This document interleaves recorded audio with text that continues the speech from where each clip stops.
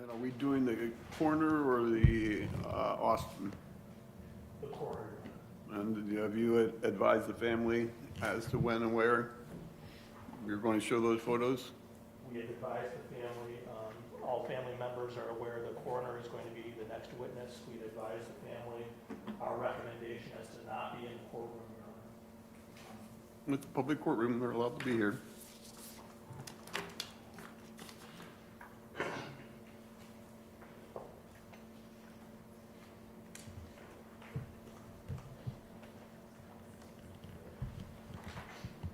You can just give it to Thank you, Your Honor.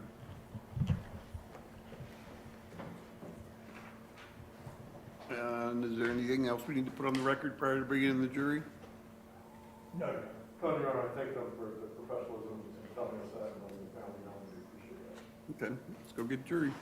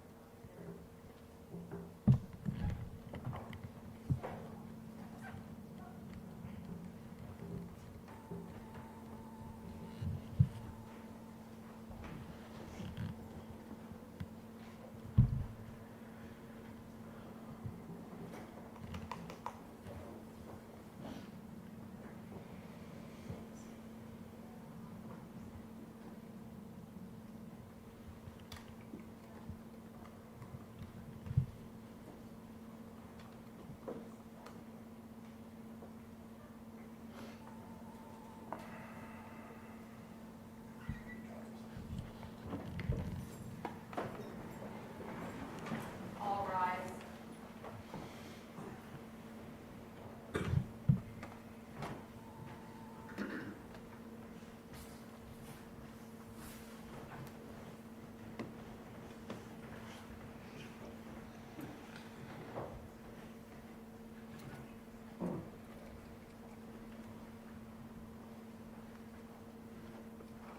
Everyone can have a seat. You all had a nice lunch? Any further witnesses on behalf of the state? Your Honor, the state would call Dr. Kent Harshbarger.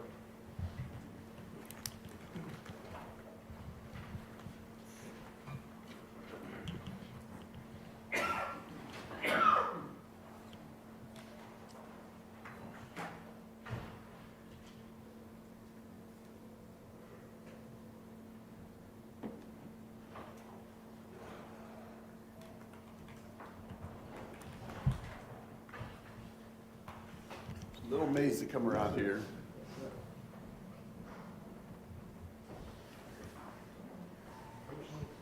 Been through it before. Okay, raise your right hand. Do you solemnly swear or affirm under penalty of perjury you testify in this case to give the truth, the whole truth, and nothing but the truth? I do. Have a seat. Pull yourself up close to the microphone. Sir. You may inquire. Thank you, Your Honor. Doctor, can you please tell us your full name? Sure. My name is Dr. Kent Harshbarger, which is Harshbarger. Where are you employed, sir? I am employed in a couple different places, but I'm the elected coroner in Montgomery County, Ohio. I'm a forensic pathologist. And then I'm a deputy coroner here in Franklin County, Ohio. And then I have a practice where we do contract with coroners, typically in Indiana. How long have you been working as a forensic pathologist, sir? I graduated from my fellowship in 2001, so over 20 years. Your Honor, it's my understanding there will be a stipulation. Absolutely, Your Honor. We would stipulate to the qualities and credentials of Dr. Harshbarger that he has opined in county police courts and he's given his opinion as a forensic pathologist. Okay. With that, Your Honor, I'd ask the court's permission to have him tendered as an expert in the field of forensic pathology. He can render his opinions. Thank you. Doctor, I want to direct your attention back to August of 2023. Can you share with us, were you working as a pathologist here in Franklin County at that time? Yes. And what was your position in Franklin County at that time? At that time, I was the chief deputy coroner, so the coroner, the elected official in Franklin County, hired me as the chief deputy, so I was administrating the office and doing, basically running the pathology department, the autopsy suite, and the investigation. As it relates to this particular matter, Dr. Harshbarger, did you have occasion to perform an autopsy or post-mortem procedure on an individual by the name of Kiya? Yes. And can you tell the ladies and gentlemen when and where did that take place? The exam took place August 25th, 2023, at the Franklin County Forensic Science Center. During the course of your examination, doctor, did you cause photographs to be taken? I did, yes. And would those photographs assist you in your testimony before the jury today? Yes. May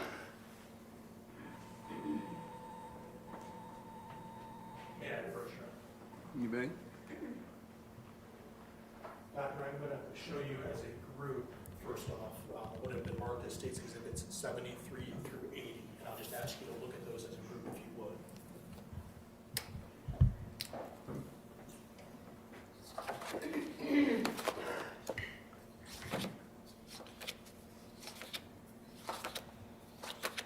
Yes, sir. Do you recognize those? I do, yes. Are those fair and accurate photographs of the images that were taken during your autopsy of Miss Young? They are, yes. Your Honor, I'd ask for permission to publish. You may. And doctor, before we get there, let me ask you, at the time that you came into contact with Miss Young's body back on August 25th, can you share with us what was her approximate age, height, weight? 21 years, is 21 years old, 222 pounds, and 5 feet 7. 5 feet 7, 67 inches. And that's 5 feet 7, did you say? Yes. I want to direct your attention, doctor, to first what we're looking at is State's Exhibit 73. What are we looking at in this photograph? It's one of the photographs we use for, we call it identification. So the case number is in the image, which is hard with the glare, but it's 233617. So that's on the label. So most pictures will self-identify with the case number, but it's with her facial features. So it's her at the time of the exam. We haven't done anything. It's just starting. It has medical intervention visible in the image, bandage on the left, breathing tube, cardiac monitor pads. And then the injury will be more clear, but to the left lateral breast. This is how Miss Young presented at the coroner's office from the hospital, is that right? Yes, that's right. State's 74.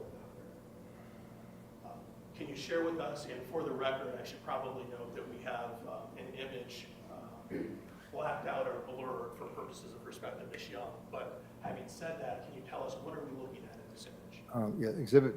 State's Exhibit 74 is a camera shot from her left side, so you're looking at the left forearm, left upper chest, the face is in the image, and with the case number 233617. Along the left arm, when any forensic pathologist uses dimensions or directions, it's always related to a particular position. It's called the standard anatomic position. If you picture a mannequin looking forward and the hands to the side with the palms forward, all my dimensions or locations are related to that. So you're looking at what would be the posterior medial, the inside pinky side of the left forearm. This is the medial side. I say that because it looks like it's outside, but it's because the arm, when I describe it, is turned palm forward. So there is small abrasions across the medial side of the left forearm in this image, and then the gunshot wound in the lateral left breast is also depicted in the image. When you describe an injury or injuries as abrasions, doctor, that's a medical term, is that correct? Yes. What do you mean by the term abrasion? Sorry, I usually do that. Abrasions are classified as what's known as a blunt force injury, so of which there are abrasions and contusions. Contusion is a bruise. An abrasion is when the superficial layers of skin are scraped away or torn away. So they're small superficial injuries of the skin, scraping or scratching basically of the skin. Or in this case, embedded in the skin. I want to ask you, hypothetically speaking, Doctor, if Ms. Young is seated in the driver's seat of a vehicle and there's a bullet that comes through the front windshield, would the glass from that bullet through the windshield be consistent with causing these types of injuries? Yes. How so? It's called an intermediate target. When a bullet is traveling and hits an intermediate target, it will accelerate fragments of that intermediate target the same as the bullet. So as it goes through, such as glass, small pieces of glass will fly accelerated with the bullet in the same direction, going out in a cone from that entrance defect. It could also be pieces of the bullet. So any intermediate target can give pieces, or the bullet can start to fragment, and it's pieces of the bullet. The fact that the abrasions, albeit from glass or pieces of the bullet or what have you, are on, I think you said the pinky side of the arm. Correct. Does that tell us that the arm would have been facing where the bullet comes through? Yes, that aspect of the forearm has to be towards the intermediate target. State's Exhibit 75, Doctor. What are we looking at here? 75 is now, you're looking straight at the left arm, so it's the lateral left upper arm. This is the focus case numbers in the image for reference. The breast is to the top of the screen, back is to the bottom of the screen. And in the mid aspect of the lateral left upper arm are small abrasions. It's the same type of injury we just talked about. Again, could be consistent with that particles of glass that you described earlier? Yes. State's Exhibit 76, Doctor. What are we looking at in this photo? 76 is now a close-up of the gunshot wound itself to the lateral left breast. And as it relates to the wound we see in 76, were you able to determine what type of wound this was? Yes, this is a gunshot wound. And when I say that, I mean, is it an entrance wound, an exit wound? This is a gunshot wound of entrance. How are you able to determine that, sir? There are several ways to determine a gunshot wound of entrance. One is we do x-rays prior to the exam, so I know there's a projectile inside the body, and I know there's only one defect, so it has to be an entrance wound. The other way we look to determine an entrance wound is called a marginal abrasion. So as the bullet's traveling, it's spinning, and it strikes the surface of the skin first, so it creates an abrasion, and then it'll penetrate. So every entrance wound should have what's called a marginal abrasion, which is that small rim of pink reddish tissue below the skin, but adjacent to the defect itself. So it'll abrade the skin and then penetrate, which creates a gunshot wound of entrance. Is this particular wound irregular in shape at all? It is a little elongated compared to what you would think of as a round, typical bullet entrance defect, partly because of the breast shape, but also because of the intermediate target. So it's one of two things, the shape and stretching from the breast itself, or the bullets tumbling or spreading out. Tumbling through the air, are you talking about? Correct. What can cause a bullet to tumble? The intermediate target. So it's, well, a couple things. One, it's so far out in its distance of travel that it's losing its energy, so it starts to wobble and turn because it's not staying true on its axis, or an intermediate target has disrupted it. By intermediate target, could a windshield of a car be an intermediate target? Yes. Did you do an internal examination of Ms. Young? Yes. And in doing so, can you tell us, Doctor, what was the path of travel of the bullet once it entered her chest? Sure. It is from her, so again, using directions, it's always in reference to her in that position. So it's from her left to right, front to back, and downward. And it goes through the breast soft tissues. It enters the chest through the anterior aspect of left rib 5. It then strikes the heart, goes in the front and out, sort of the left or the right atrial area of the heart. It nicks the esophagus, which is the swallowing tube, and then hits the vessel called the aorta, with the major vessel running along the spine from the top of the heart down, hits the aorta, and then it lodges in the spine at the thoracic vertebra number 10, so T10 is where the bullet lodged. I want to ask you, doctor, you mentioned that along its path of travel through Miss Young's body, the bullet struck the heart. Yes, sir. I assume that there would be an entry into the heart There was an entry and an exit? and an exit, so it passed through the heart. Yes.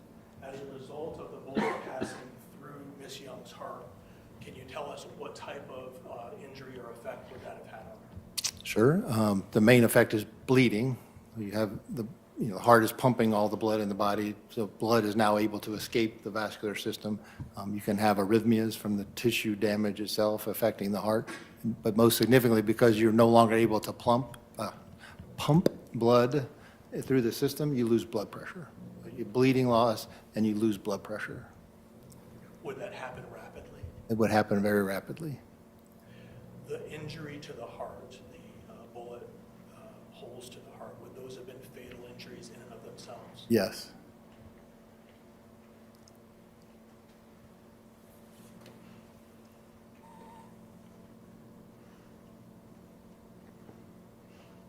States 77. Can you orient us where on the body we're looking at here, doctor? Sure. This is State's Exhibit 77. The left arm, we're looking mainly at the upper lateral portion of the left breast, but the left arm is in the bottom right of the image. So this is the upper edge of the gunshot wound that we saw. I'm pointing to the left mid aspect of the image. And above that, we have more abrasions on the breast surface, the skin itself, as we talked about for the arm, left arm. There's also now abrasions around the entrance wound on the breast, but these contain actual fragments. When you say fragments, are we talking about fragments of broken glass or fragments of something else? The fragments of metal, likely the projectile When you say the projectile bullet. based on your experience, if a bullet passes through a hard object, albeit a windshield or some other intermediate hard object, is it common that the bullet will fragment, or at least portions of the bullet may fragment? Yes. Was this, and I want to make sure are we talking about the injury that I'm circling here? Yes. I had to see a metallic thing in the center there. Yes. Was that collected at Yeah. the time of autopsy, the fragment I'm talking about? I can't, a fragment was collected. I don't know if it was this fragment. You mentioned after traveling through the heart, the bullet, I believe you said, and correct me if I misheard you, struck the aorta. It did exit the heart, esophagus, then aorta. Yeah. Since 78, doctor. What are we looking at here? 78 is now, it's part of the internal exam. The heart, lungs have been removed as part of the autopsy. The aorta is running along the surface of the spine, which is here. Feet are to the right, head is to the left. Aorta defect, so that's a round tube that now is disrupted. You can see the opening. And then the projectile I'll highlight with the pointer is just below that opening and in the spine. When you say projectile, just because we're using different terms, I think I've used the term bullet. That's the bullet that you just circled, lodged in the spine. Correct, the bullet, yes. When the bullet struck the aorta, albeit causing the defect or the hole that we see, what's the result of that? Same as the heart, blood loss, excuse me, immediate blood loss, and along with that, no longer able to keep blood pressure. Are we talking about additional blood loss on top of the blood loss that's already occurred through the heart?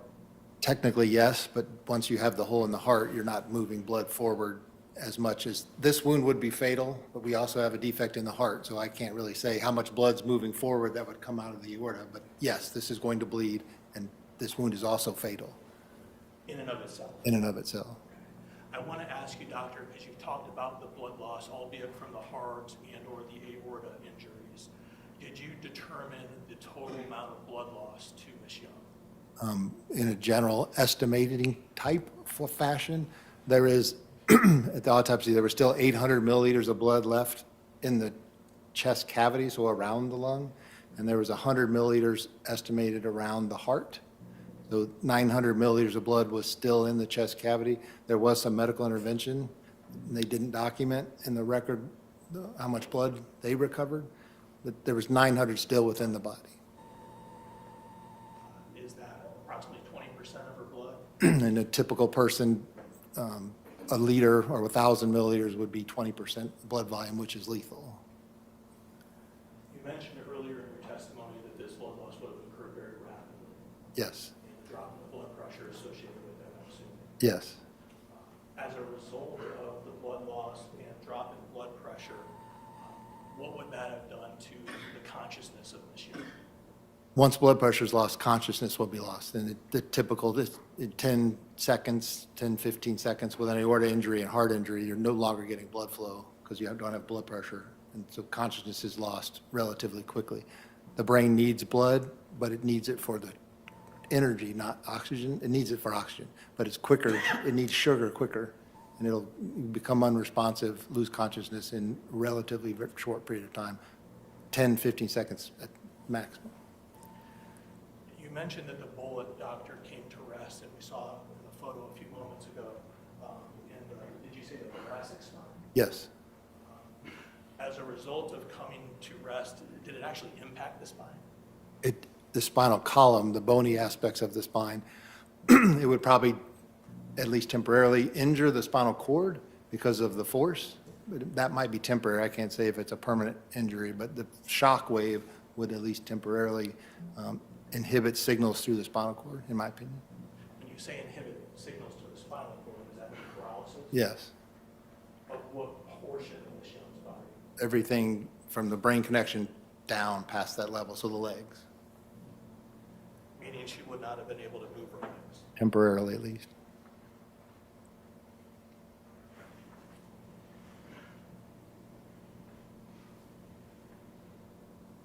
Were you aware at the time of autopsy that Ms. Young was pregnant? Yes, Did you make observations and examination of the fetus that she was carrying? yes,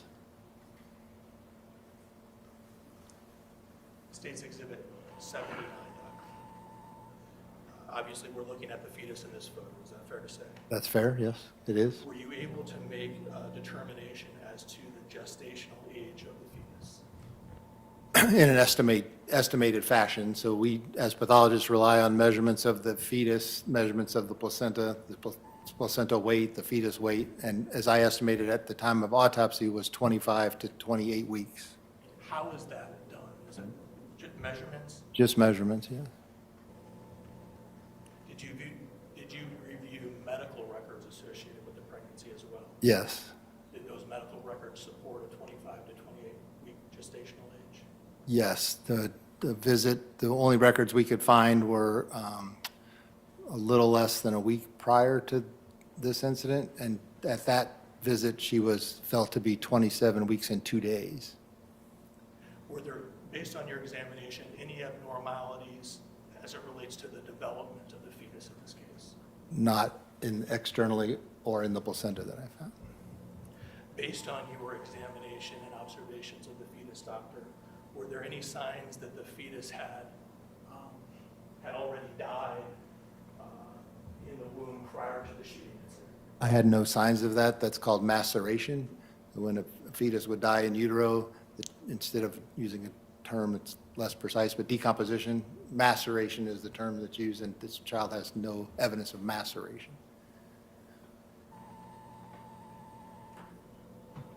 Based on your examination and observations, doctor of the fetus, did you form an opinion as to whether or not, to a reasonable degree of medical certainty, the fetus would have been viable?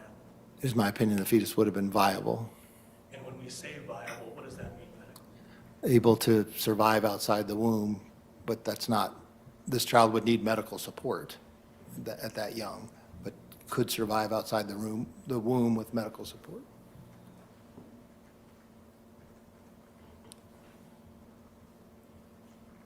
State's Exhibit 80, doctor, can you tell us what we're looking at in this photograph? This is a label, it's the bullet and the fragment that was recovered at the time of autopsy with the labeling 233617, the case number and her name. And where I recovered it, bullet from T10 spine with a fragment from left breast surface. So we can see on the sticker, you've indicated that actual locations where each of these items was recovered from Ms. Young's body. Correct. May I approach you? You may. Doctor, I'm going to hand you what I've, or what has been previously marked as State's Exhibit 72. And I'll ask you to take a look at that. It's been previously opened by a prior witness. Sure. But first, tell us, do you recognize the markings on it? Sure. Again, it matches our markings, fire projectile, bullet from T10 spine with fragment from left breast surface from autopsy of Young, turned over to CST Gill. I'll ask you to, there's clips holding it shut. You could remove those clips and just take the contents out, Doctor.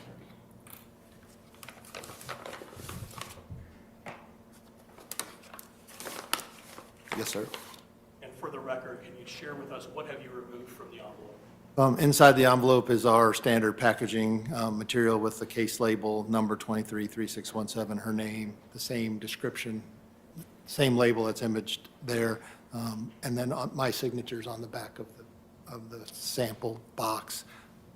Also with the sample, which these were in the box as we packaged them, obviously they've been processed, is the projectile that I recovered from the spine, and then the small fragment from the surface of the left breast.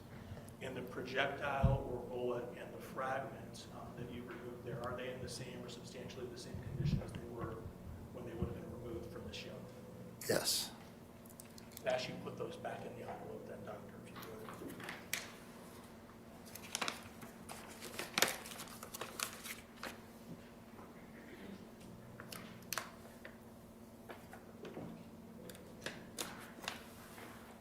Dr. Harshbarger, based on your examination of Kiya Young, were you able to form an opinion to a reasonable degree of medical certainty as to what her cause of death was in this case? Yes, sir. And what is your opinion? Excuse me, gunshot wound of the torso, striking the heart and aorta.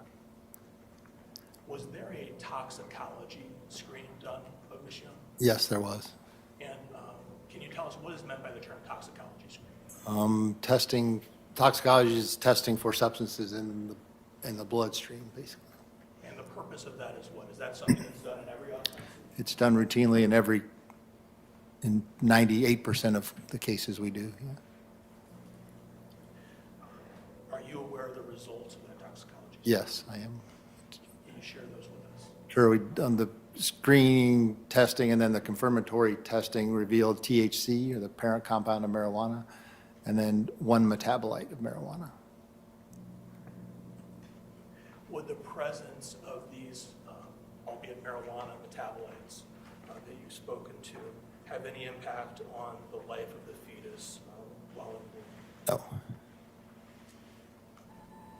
Doctor, based on your examination, were you able to form an opinion to a reasonable degree of medical certainty as to what caused the death of the fetus in this case? Death of the fetus was due to the maternal gunshot wound, and then loss of blood flow to the fetus through the placenta. May I have a moment, Your Honor? You may.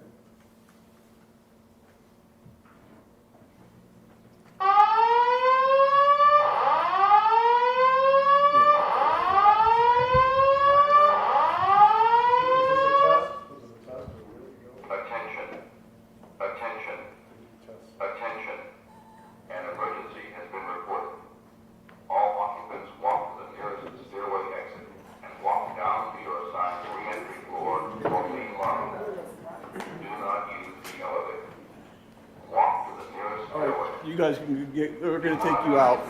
Take them back down the back staircase.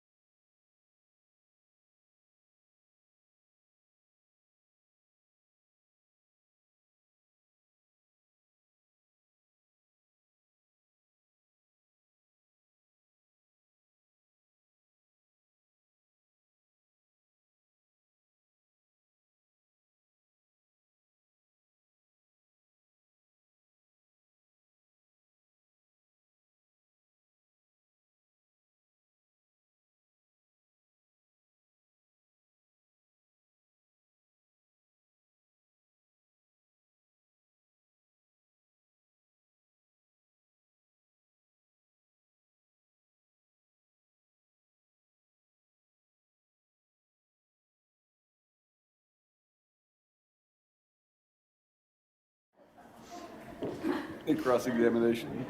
Very briefly, good afternoon, Doctor. Good afternoon.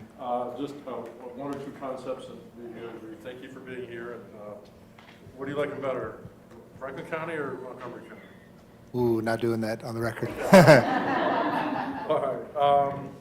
So in toxicology, there was some THC or marijuana, and it wasn't a de minimis amount, but it wasn't a huge amount, right? It's Correct. 5.3 mgs per milliliters, right? Correct. Okay.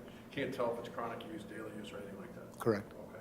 Now, I like talking about this, but I'm going to mess it up. The anatomically correct human being, that was first started by Da Vinci, right? Yes. Okay, and it's that picture that we see, the drawing of the person like this. correct? Yes. So when you do directions, your directions are based on that example. Correct. So when you say left to right, do the left breast, and downwards, right? Yes. That means if the person was in this position, okay, if the person was in this position, it would be left to right and downwards, correct? Yes. So that would mean the bullet would have to come from this angle. Yes. More her left. Yes. Yes, okay. Now, if the person was, but you can't tell, your path isn't based on if the person's bent over, if the person's like this. So in facing you, I'm sorry, I'll slow down. Facing you, the trajectory would have to be from here, left to right down, correct? Correct. But if I'm turned this way, then in theory, a little bit this way, then it could come from where you are. Correct. If I'm turned this way, then it could come from that angle.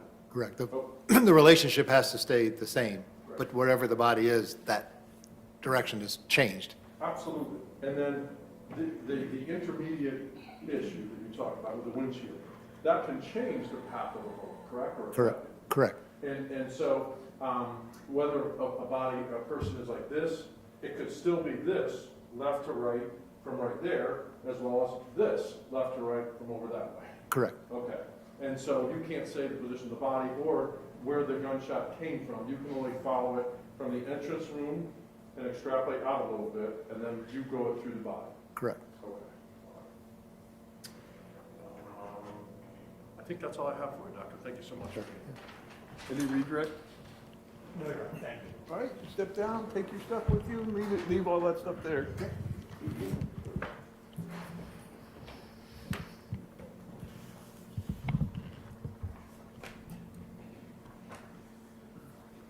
Any further witnesses on behalf of the state? Yes, Your Honor. Then we approach it. May? Now, make it a biomechanics. What?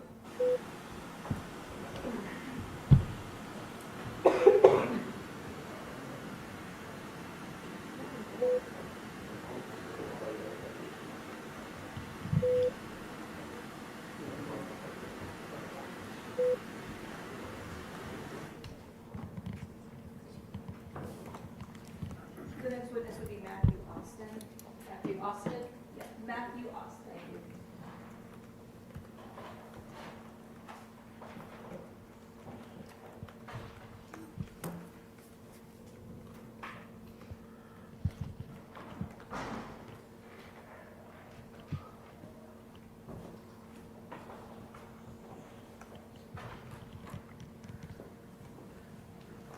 Go through the little maze around here.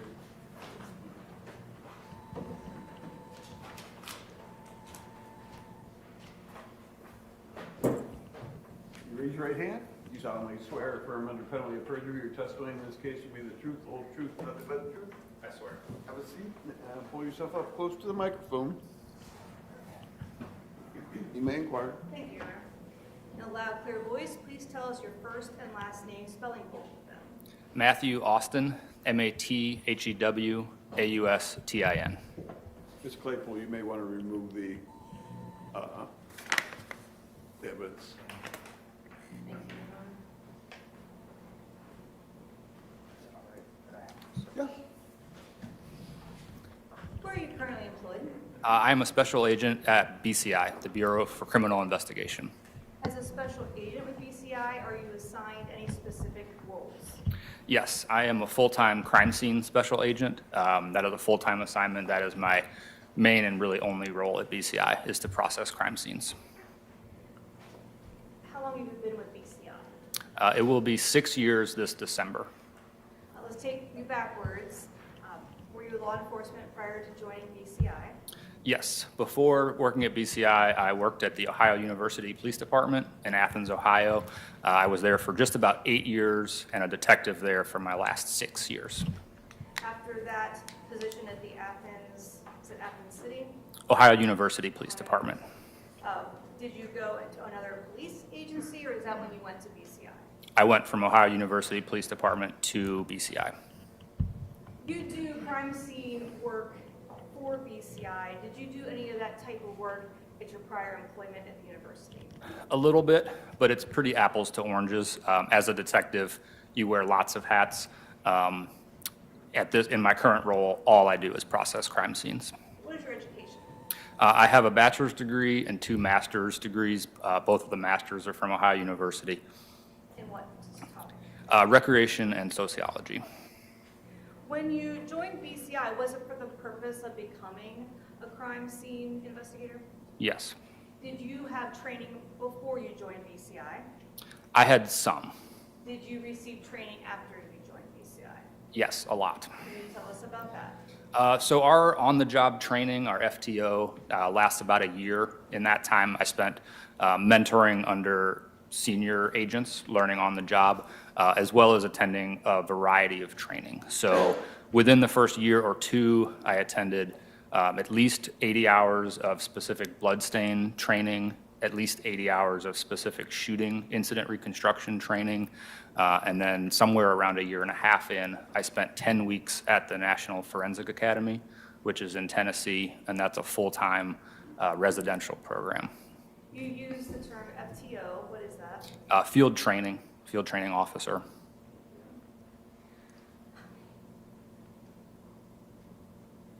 If I could direct your attention to August 24th of 2023, were you employed by BCI at that time? I was. And were you called out to the scene at the Kroger located at 4991 South Sunbury Road? Yes, I was. For what reason were you sent there? The preliminary information was pretty brief, but I remember being told that there was an officer-involved critical incident or shooting that happened in the Kroger parking lot. And do you then respond to that Kroger? I did, yes. Do you recall approximately what time you would have arrived at the Kroger? It was a little bit after or before 9 o'clock in the evening, 9 p.m. Tell us when you get there, what is the state of the scene as you see it? So there was a lot of first responders, a lot of police cars, a lot of people in uniform. There were multiple portions of the parking lot, which was a large business district, but included mainly the Kroger and some smaller shops as well, along with a gas station. And there were multiple rings of crime scene tape preventing access to the scene. What do you do when you first arrive? Every case is a little bit different. I probably talked with somebody, whether it was a Blendon Township officer or someone else from BCI, just to get a little lay of the land. But really my job is to document and collect, not talk to people. So pretty quickly, I started documenting the scene through photography. Were there any other BCI crime scene investigators working with you at the Kroger location? No. Were there other crime scene investigators assigned to the case? Yes, we typically do a form of divide and conquer. And in this case, who was dividing and conquering with you? Special Agent Cassandra Tackett. And were you keeping in contact with her whereabouts as you're doing your job at the Kroger?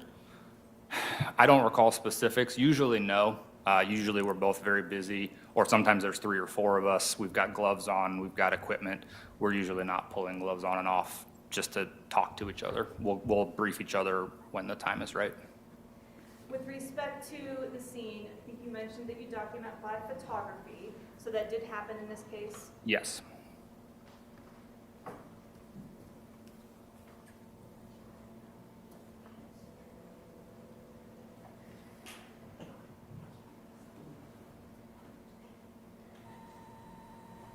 Your Honor, may I approach this witness? You may. Special Agent Austin, I'm going to hand you State's Exhibits 8 through 39. Take a look through them, let me know when you're done.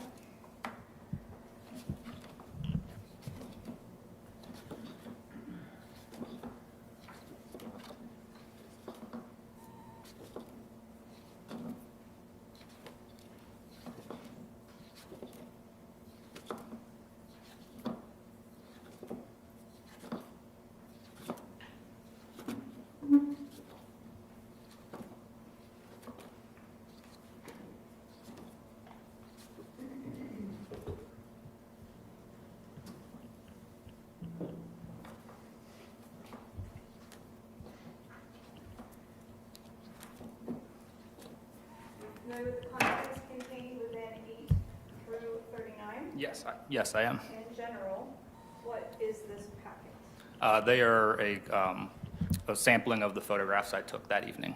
And are they all fair and accurate to what your actual observations were on August 24th, 2023? Yes, they are fair and accurate. And if I may publish them as he testifies, so we can go through his observations. You may.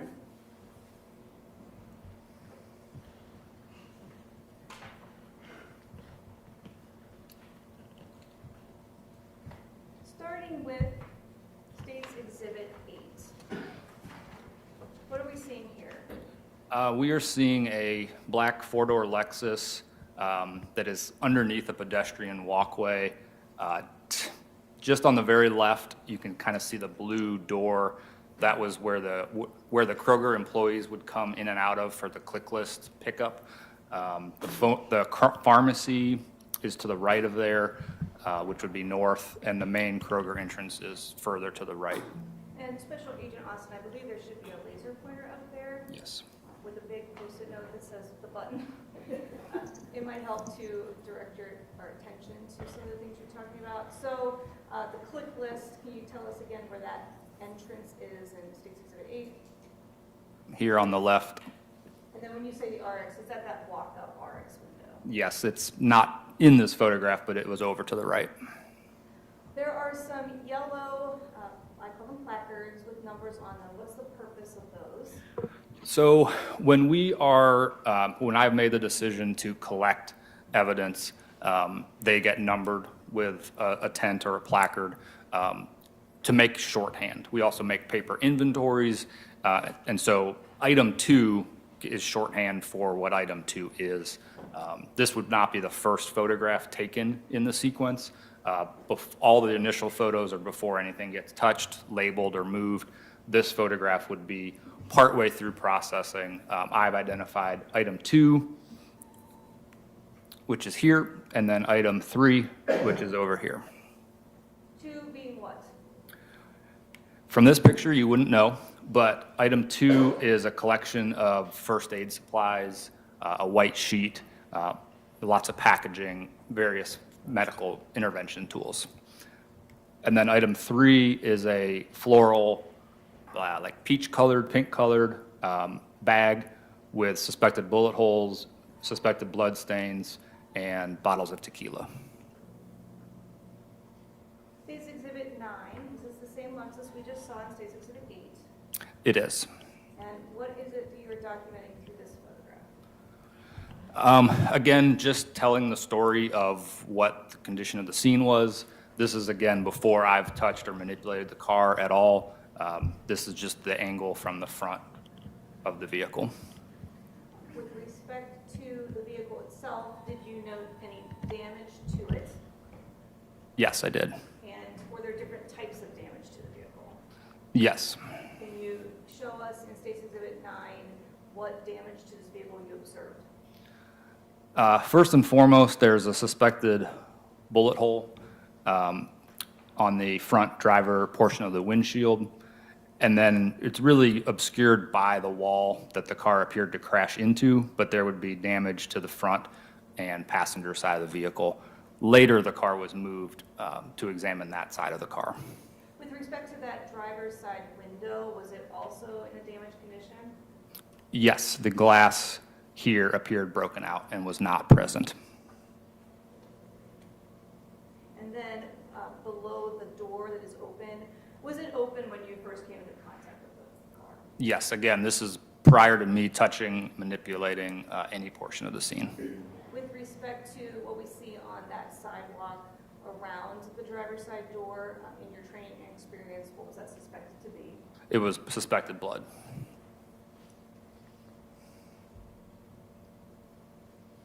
State's Exhibit 10, is this placard 2 a close-up of what you had described? Yes, it is. And And can we see now what you were describing earlier, yes, the medical debris? yes, a lot of different used gloves, different packaging. I am not a medical expert, so I don't know what that stuff is, but it looks like first aid supplies. How many crime scenes have you responded to? Close to 180 or so. And so in your experience, if paramedics are called out to a scene, Is it typical that you're going to find left behind medical debris? I think it depends. Sometimes folks have been deceased for quite a while, and there's not as much.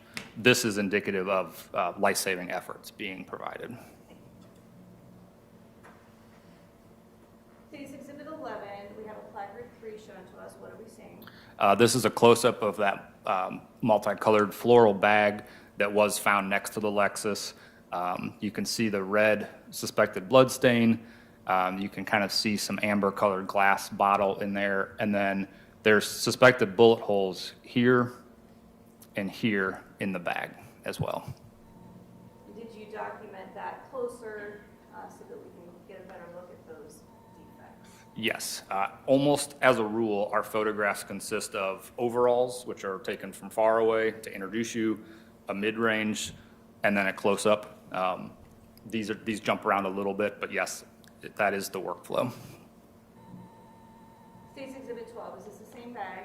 It is the same bag, and that is a close-up of the suspected bullet hole that we were seeing in the previous photograph. So if I go back to 11, direct us to that hole. Moving forward to 12. This would be the other suspected bullet hole opposite the one that's surrounded by a blood stain.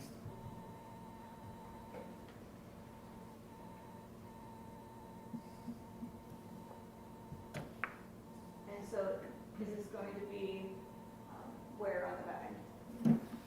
State's Exhibit. The top portion, right on the top edge of the bag. I think for the record, I might have misnumbered this. It says 12, I believe that's going to be State's Exhibit 13. Here, let me show you so we can keep track.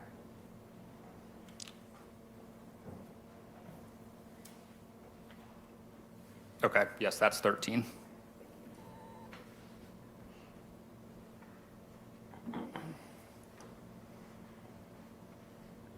State's Exhibit 14, we again have the placard 3 in a bag. What have you done? So this is emptying the bag, kind of doing an inventory photograph. This is what was inside that bag. And what are they? 5 bottles, 3 of one size and 2 of another size of Lunazul tequila. And are those caps, were they on the bottles when you removed them from the bag? Yes, this is exactly how I found it. State's Exhibit 15, take us through the vantage point from which you're taking this photograph. So in this photograph, I would be standing next to the driver's side rear door, photographing the ground and inside of the front driver door. You can just make out the brown steering wheel here. So the driver, Miss Young, would have been seated in this area. And inside that floorboard or the driver's seat area, what did you see? Like a blue-green broken glass. And then I think you've already described the sidewalk. What's on the sidewalk? Is that, in your experience, suspected blood? Yes, there are suspected bloodstains on the pavement underneath this area. State's Exhibit 16, we've now added a placard to the photograph. Can you just describe what you were documenting in this photograph? Yes, so this is a mid-range photograph to show the overall location of item 4, which was a cell phone. It was located on the floor, close to the outside of the vehicle, but in the front driver compartment. Do we again see the glass you described when we had the prior picture up? Yes, there's this blue-green broken glass, excuse me, on the floorboard.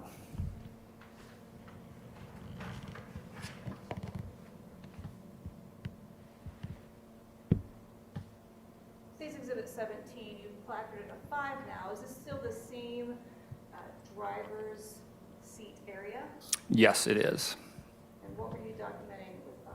So item 5 was a pink wallet. I mentioned earlier the normal progression of overalls, mids, closes, and then you add a placard. Item 5 was tucked in between the center console and the seat, such that I didn't know what it was until I pulled it out. We do not put things back where we find them. That's like staging. We don't do that. So this is a placard. The evidence has already been removed and collected, but it's to show its overall location.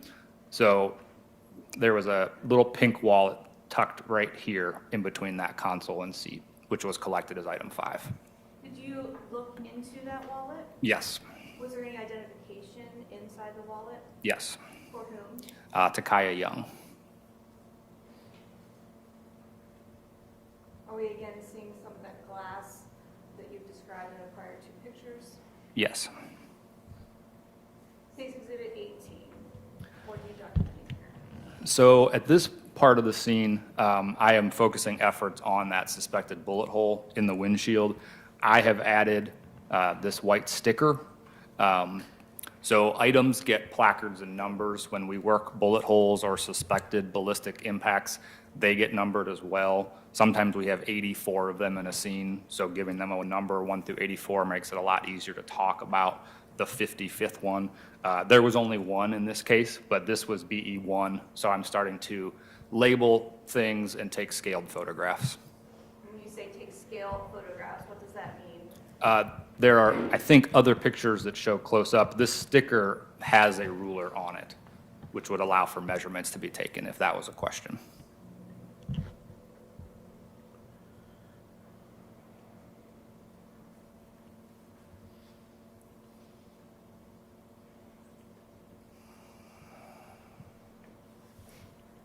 State's Exhibit 19. So this would have happened in time before the previous photograph. This is a mid-range showing that suspected bullet hole before I put the sticker on it.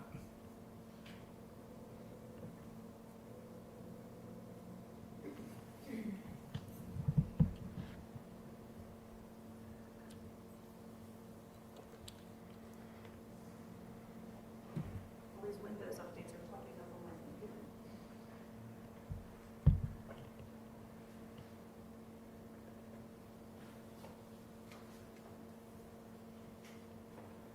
Okay, there we go. State's Exhibit 20. So the same bullet hole that you've been talking about. Yes, this is the same bullet hole. And do we see in this photograph that sticker that you've added with the measurement on it? Correct. And there is a BE1 on it, so what does that stand for? Ballistic event 1, that goes back to, again, the identifying these areas of impact. Has anything been added to the car in order to see this gunshot entrance better? Yes, so this photograph represents quite a bit of work with objectives to both photograph better, which include taping a paper bag on the inside of the windshield so that the marker lines that I drew are visible. And what I'm doing here, or what I did here, was work to obtain angular measurements. So working backwards to try to put a muzzle in line with the suspected bullet hole.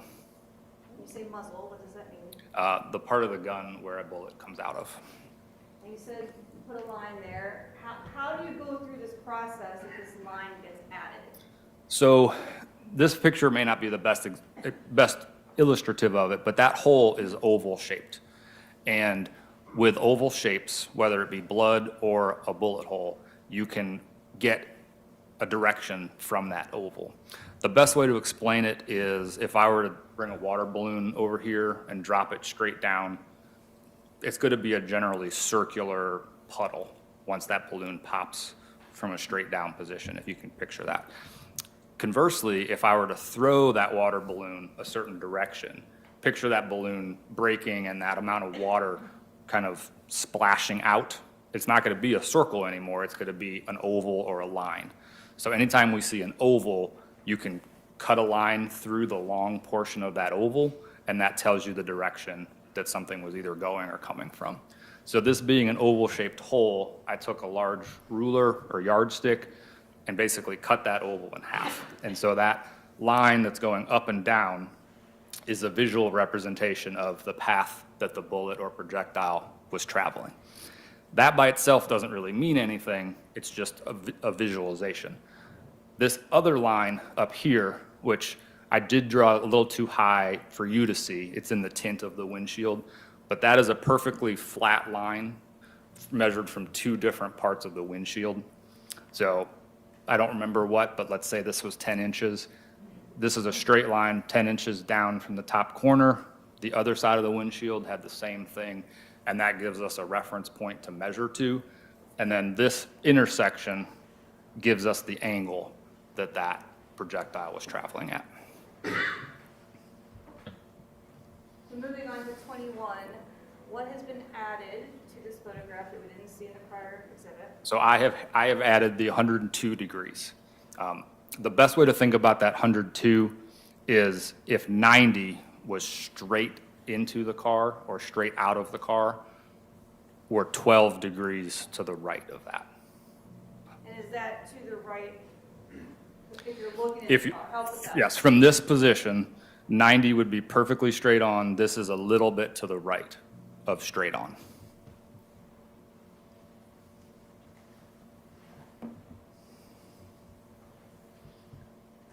Case Exhibit 22, are we still talking about the same work that you were doing with that bullet hole? Yes, so the 78 and the 102, this gets back to high school geometry. They are supplementary angles, which mean the same thing.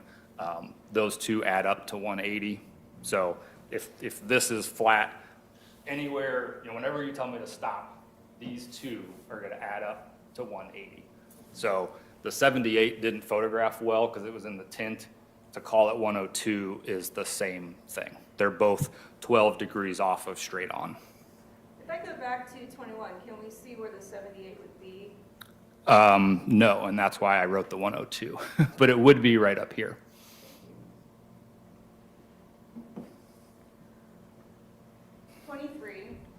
From what perspective were you taking this photograph?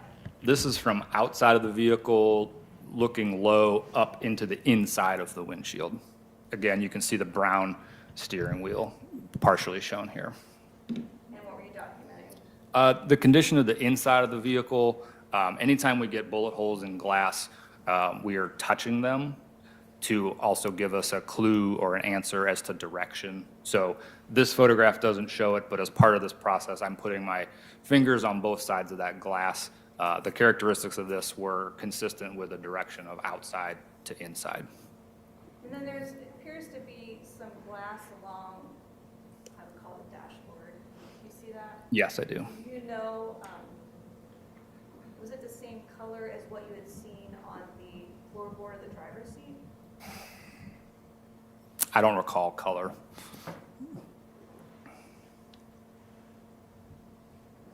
Case Exhibit 24. This is the inside of the rear driver's side door, so the back seat on the driver's side. So you've now opened the door, it appears, from the beginning pictures. Correct. So tell us, when you first saw this Lexus, did you document the outside of it? Correct. Did you wait to document the inside of it? Correct. There was not a search warrant yet.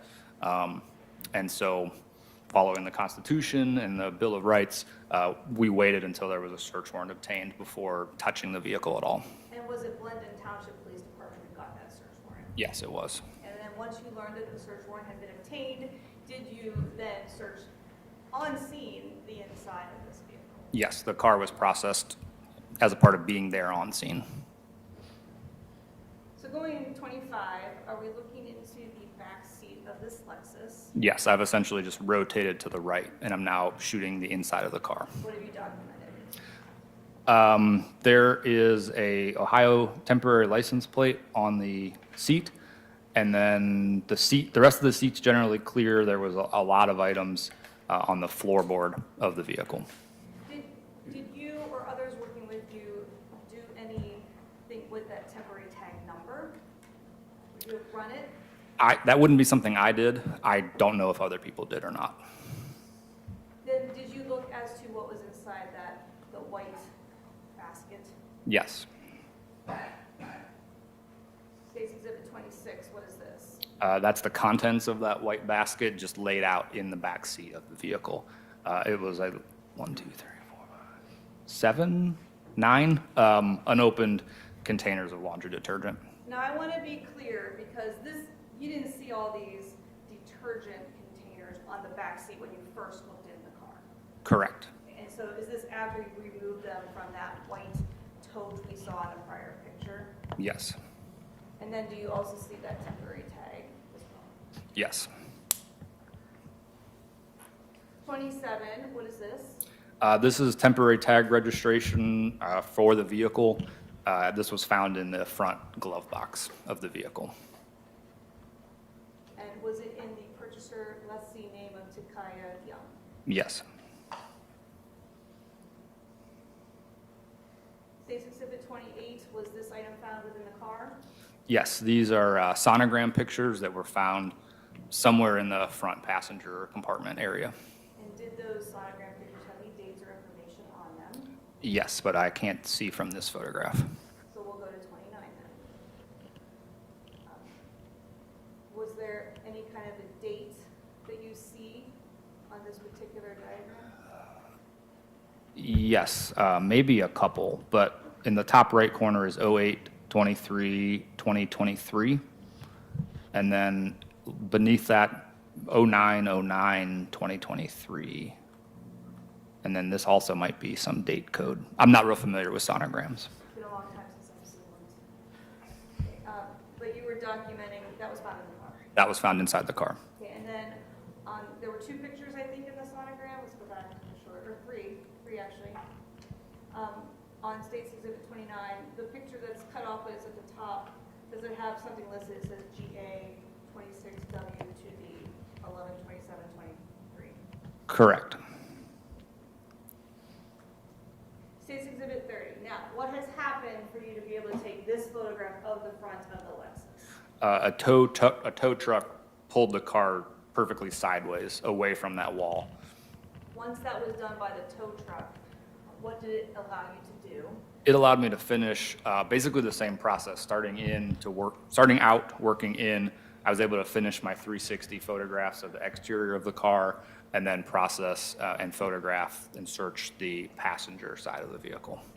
Did you observe any damage to this Lexus that you had not been able to see before it was pulled away from the wall? Yes, I could not see this corner, which is the front passenger corner, and pretty much all of the passenger side prior to it being moved. Were there any markings on the Kroger wall near this Lexus? There was black paint that I would suspect came from this vehicle. State's Exhibit 31, again, is this after the tow truck has pulled this Lexus away from the wall? Yes, and this What are we looking at? this is the door side of the front passenger door.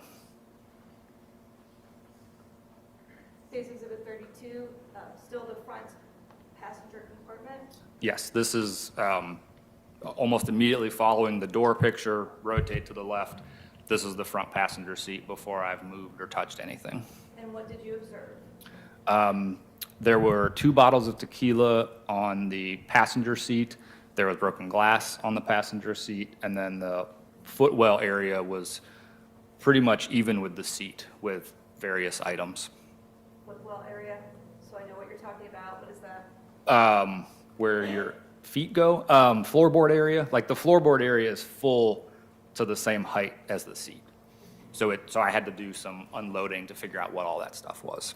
There's also a white bag shown here, is that correct? That is correct. State's Exhibit 33. Okay, we kind of moved to something a little different. Can you explain to us what is State's Exhibit 33? First of all, did you create this? I did create this, yes. For what reason?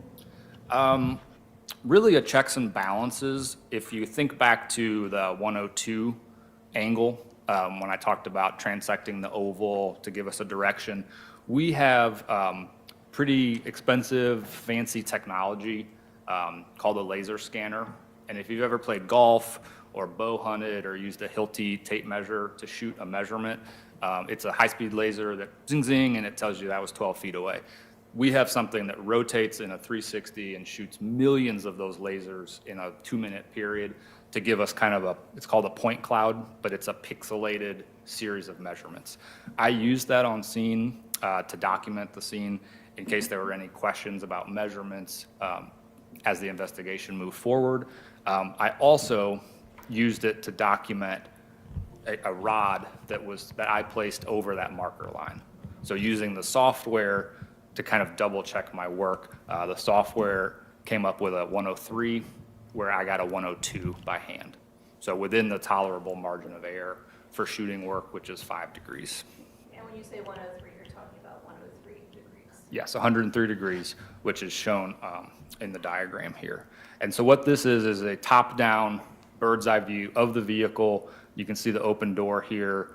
This is the windshield. And this cone is a visual representation of that air. So in any shooting reconstruction work, we might have little variances. You might measure something as 2.2, and I might measure it at 2.1. That adds up to a plus or minus 5 degrees, which is a tolerable air rate. And so this cone is plus or minus 5 either direction to account for that variability. The little pink line in the middle is the true measurement of that rod. So this is a visual representation. It's just a different way. The marker line on the windshield is helpful.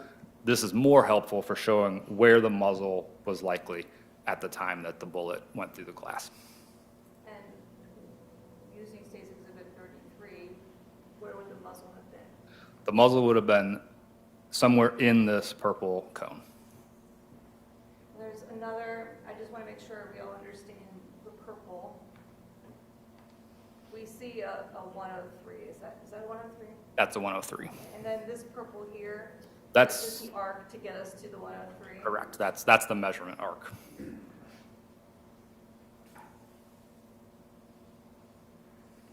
All right, State's Exhibit 34, what is this? So this is a diagram that I created, and it comes from a drone photograph that I took of the scene. I have added some kind of cartoon-esque things to help tell the story. So this is the Kroger. The photograph is real.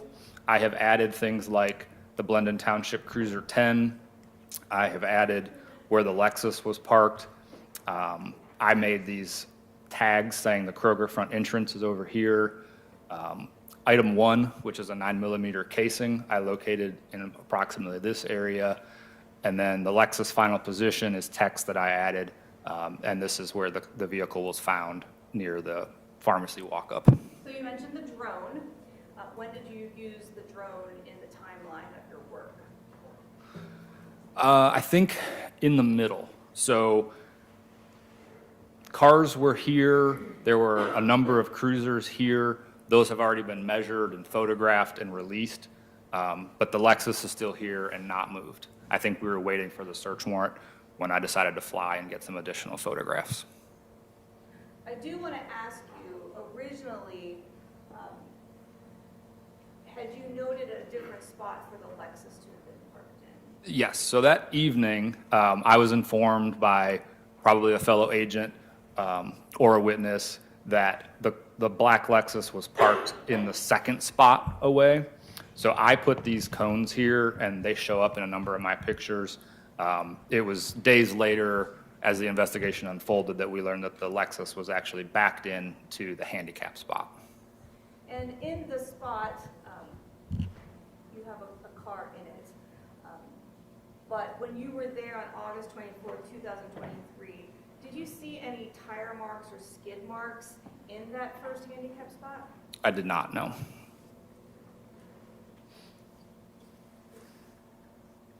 With respect to, just so we can get a perspective here, where's the click list entrance?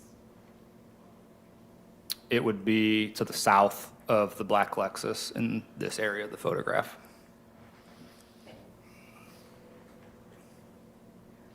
On State's Exhibit 34, you have a 1 marked. So was there a cone marking a piece of evidence when you would have arrived to process this scene?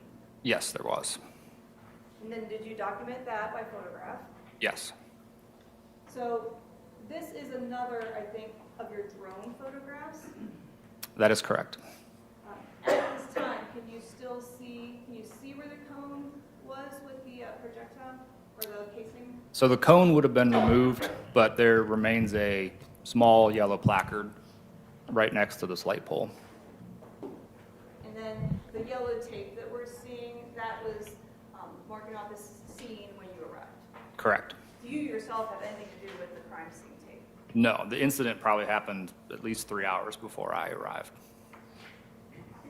So moving on then to 36, another drone photo to give us a perspective. What are you documenting here? Just the condition of the scene. This would have been, I think this is the same one that the diagram is based off of, so this was without the text and the vehicles that I added. So we needed that both, so we had the original one. So that's going to be State's Exhibit 36. Yes, I believe so. Then I just asked you about the casing and the cone. So I'm going to move on to those photographs. State's Exhibit 37, there's a cone there, a traffic cone. You didn't place it there. Correct, the cone was there when I arrived. Did you go to examine what the cone was marking? Yes. And what was it marking? Underneath the cone was a fired cartridge casing. And what is that? It is the part of ammunition that the bullet is seated into. It also contains the powder, which creates the explosion, which sends the bullet out of the firearm. Moving on to State's Exhibit 38. I don't see the cone anymore. What's changed in this photograph? So the cone likely was placed there by early officers. They saw something of interest, they marked it. We don't work with cones, we work with the numbered placards. So the cone is gone, and I made that item 1, shown with a placard number 1. Is this a close-up in State's Exhibit 39 of that same placard 1? Yes, it is. And what is to the right of placard 1? A silver-colored 9mm casing. And in this is the same photo. Have I accurately put a red circle around that casing so it can be seen? Yes. State's Exhibits 40 on the top left, 41 to the bottom right. What were you documenting here? Close-ups of that casing. Okay, so is this the same casing? It is. Looking at State's Exhibit 41, when you see the part of the casing that you're photographing, what kind of information is provided visibly? So to the naked eye, there is writing that anyone could read, and it says Hornady, which is a brand, and 9mm, which is a size. There's also microscopic markings. That's not my area of expertise, but there is a lot of evidentiary value that is invisible to the naked eye. But visibly, can you see the brand Yes, Hornady, and then the caliber? 9mm. Can't see that in State's Exhibit 40 when you're looking at it laid down on the paper. Correct. And where are you taking these pictures? Because I see paper behind them.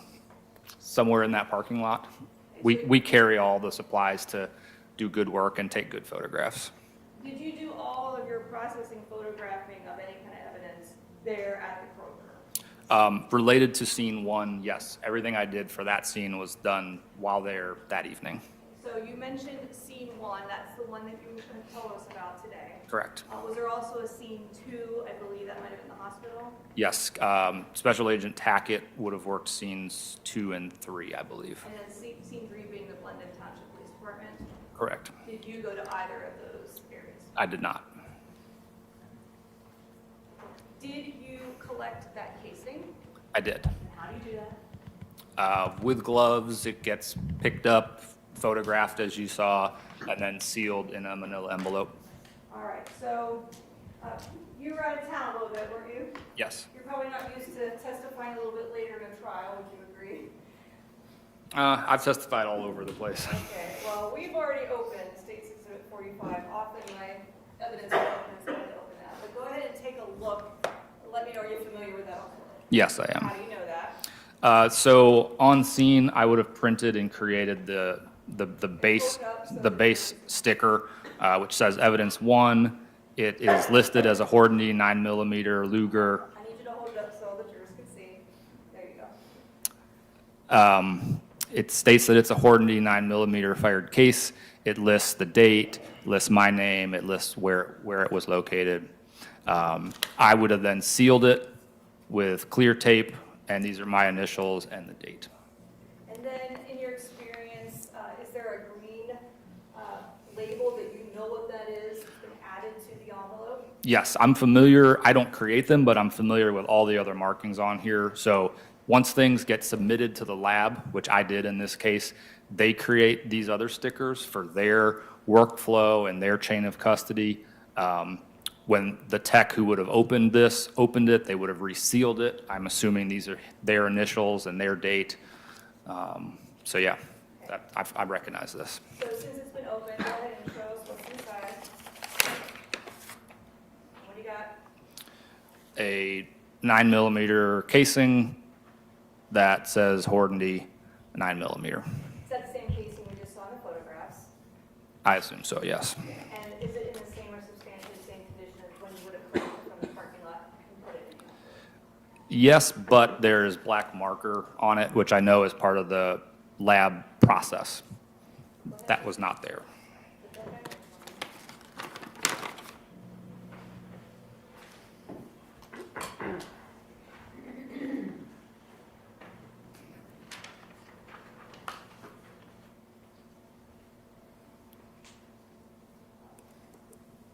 Was the Lexus eventually towed away?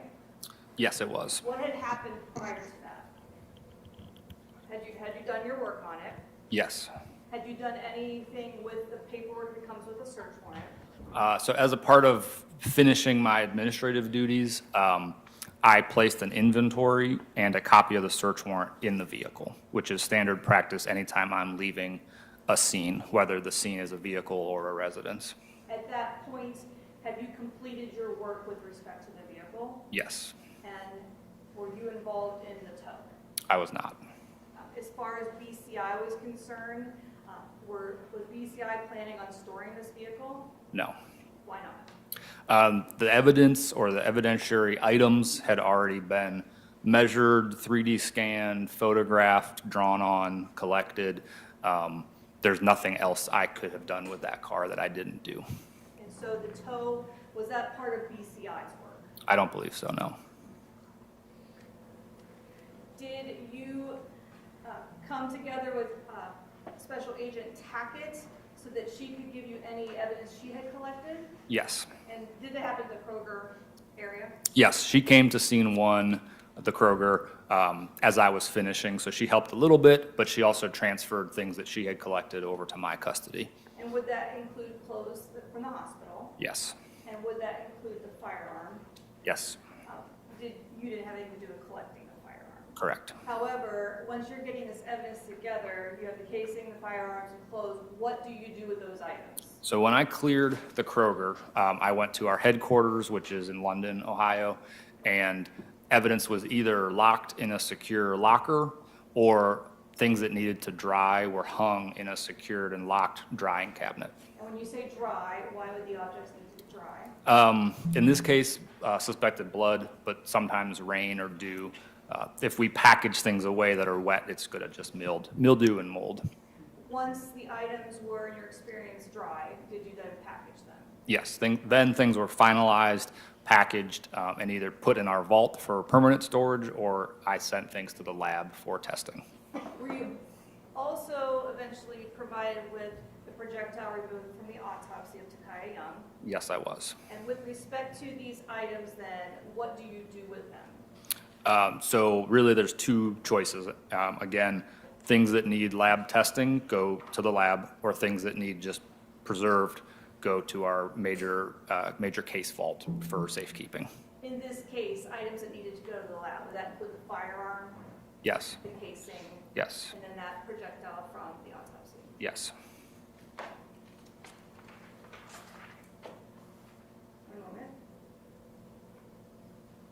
I have no further questions. Ladies and gentlemen, let's take a 10-minute recess. Do not discuss this case among yourselves. Do not permit anyone to discuss it with you or in your presence. It is your duty not to form or express an opinion on the case until it is finally submitted to you. All rise.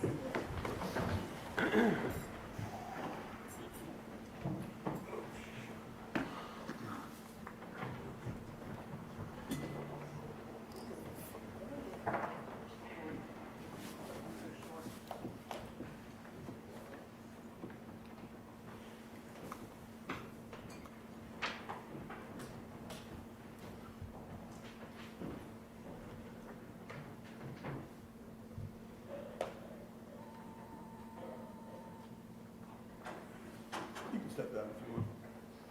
Just leave everything up there. Sit down.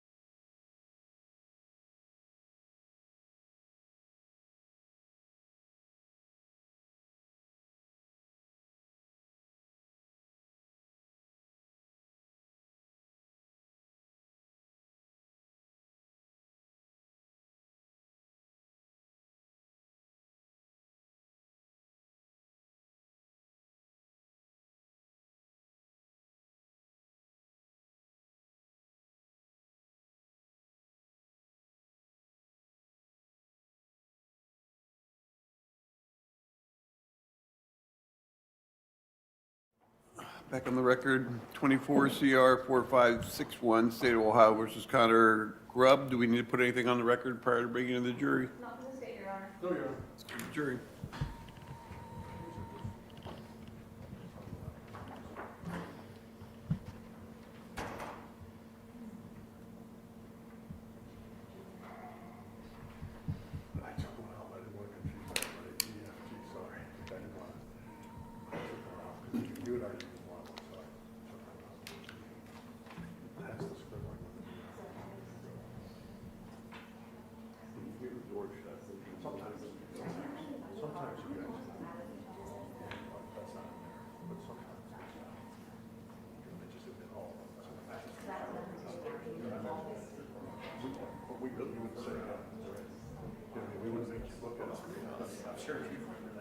Unfortunately, I do.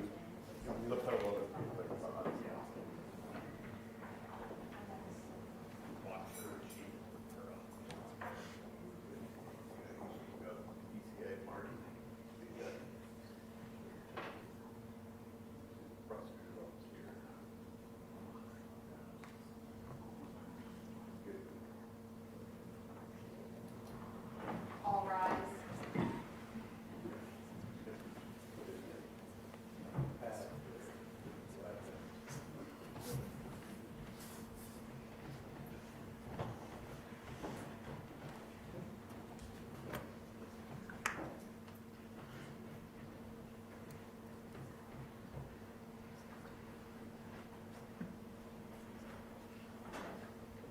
Everyone can have a seat. Yeah. Special Agent Austin, you're still under oath. Okay. Any cross-examination? Briefly, Your Honor, may I proceed? May? Thank you so much. Good afternoon, Special Agent Austin. Hello. Mark Collins, we met before, and just a couple series of questions for you. Go over a couple of photographs that the prosecutor did, and then talk about some concepts, okay? Okay. As lead CSSU, so to speak, or crime scene investigator, your job is to get a thorough picture, correct? Correct. Gather as much evidence as possible, correct? Correct. You're not judging it, you're not trying to say, and this happened or that happened, you're collecting it and trying to preserve it the best possible. Correct. Okay. And you would agree with me that one of your, tenets, so to speak, is strictly factual, correct? Correct. Complete picture, void of any of an opinions, correct? Correct.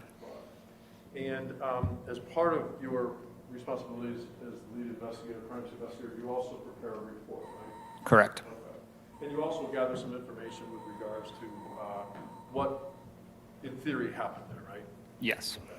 And in your report, I think you say that allegedly you struck an officer, a shot was fired, and then the car went over to the other area, correct? Yes. Okay. And may I approach the witness, Your Honor? Okay. And I already showed these to the prosecution. I'm handing what's been marked for identification purposes as F, G, H, and I. These are defendants' exhibits. If you take a look at those.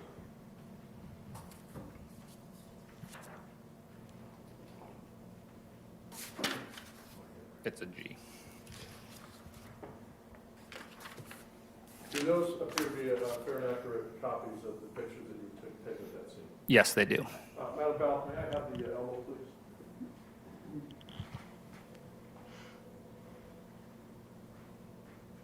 You're already up. I mean, I didn't even, maybe I'll get it this time.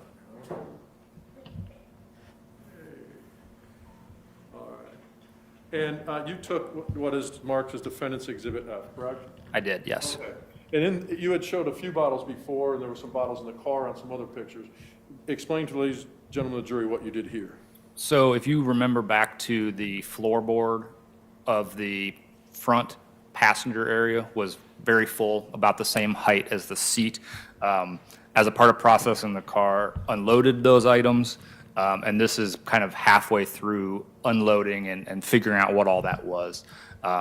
There's a small purse, there's a white bag that had bottles of tequila in it, there was a multicolored backpack, and then a number of other tequila bottles were either loose on the floor, some might have been in this bag, some were loose on the seat, but all of these items were from the front passenger area. Okay. And that's separate from the other bag that had the bullet holes in it, through and through. There was also tequila in there, correct? Yes, these are in addition to those 5. Okay. And Defendant's Exhibit G?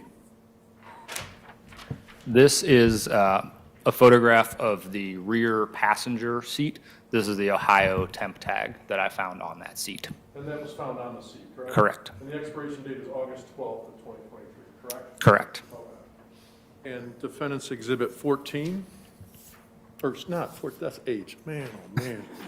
We're letters, Defendant's Exhibit H. I mentioned item 5 being that wallet that was found tucked in between the front driver's seat and the console.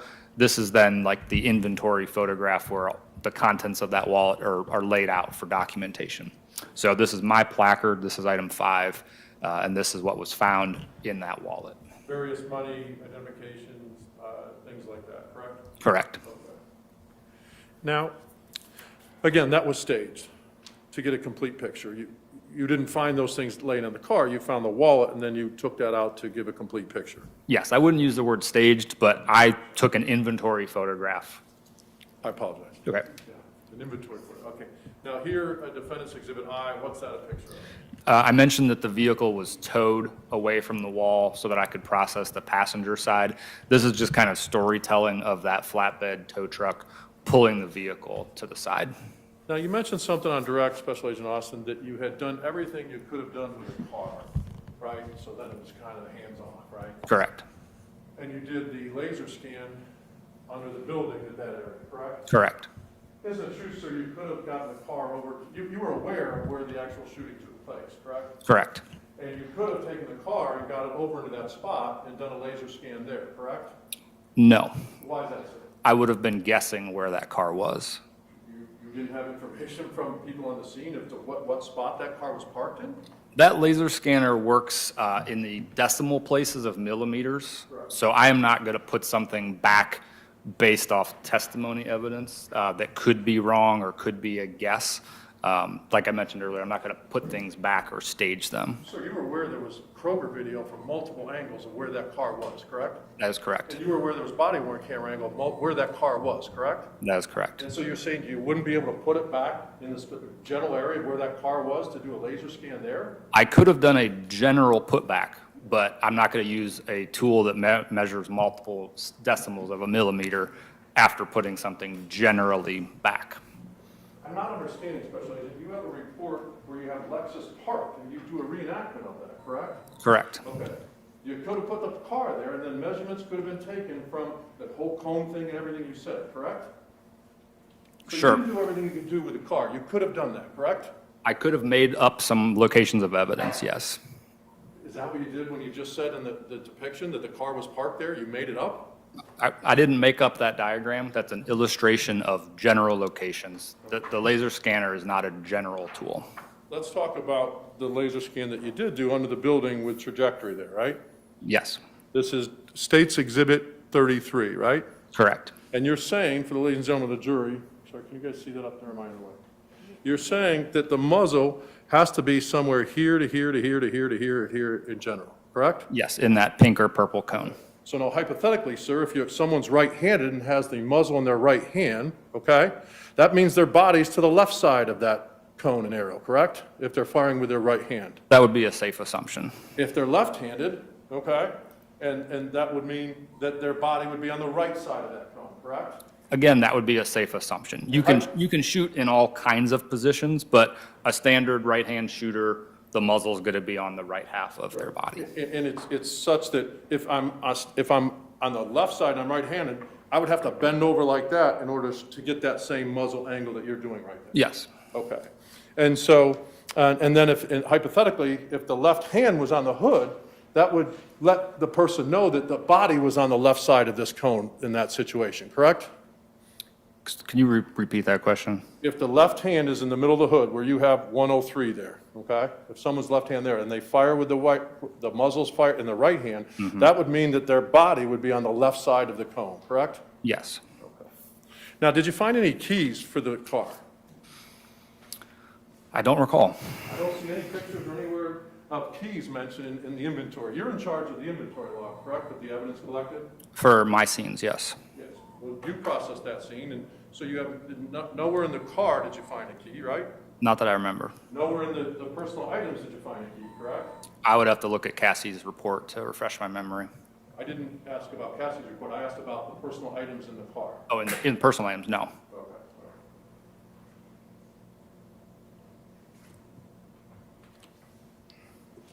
May I have a moment here? You may. Agent Austin, Special Agent Austin, thank you very much. Welcome. Any redirect? Yes, special,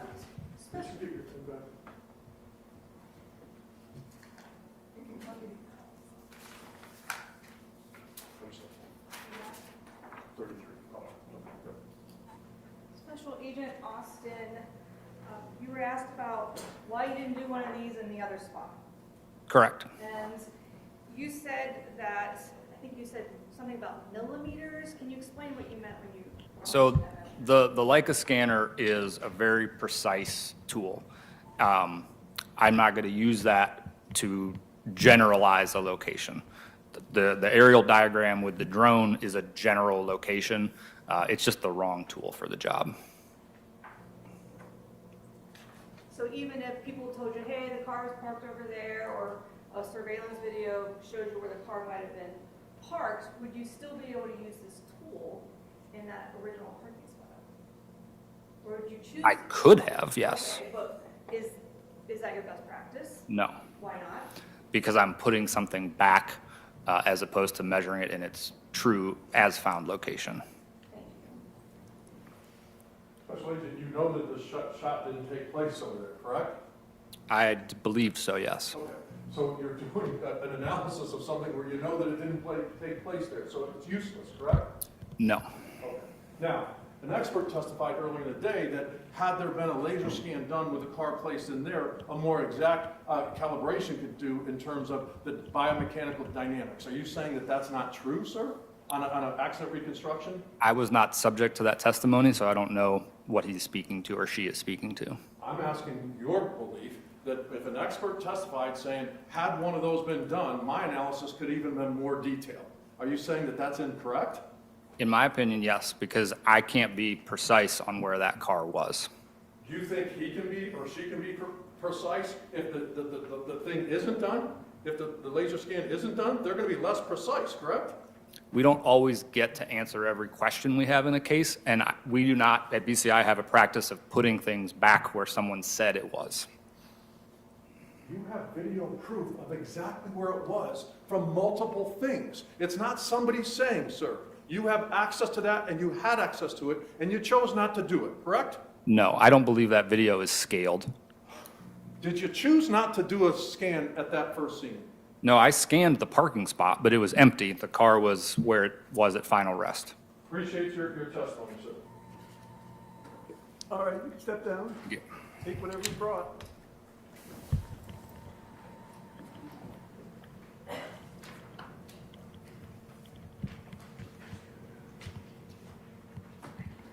Ladies and gentlemen, we're going to take our, we're going to break for the day. Do not discuss this case among yourselves. Do not permit anyone to discuss it with you or in your presence. It is your duty not to form or express an opinion on the case until it is finally submitted to you. If you can be here by 8:45 tomorrow morning, we'll try and start up at 9 o'clock, right on the button. All right, so have a good evening. All rise.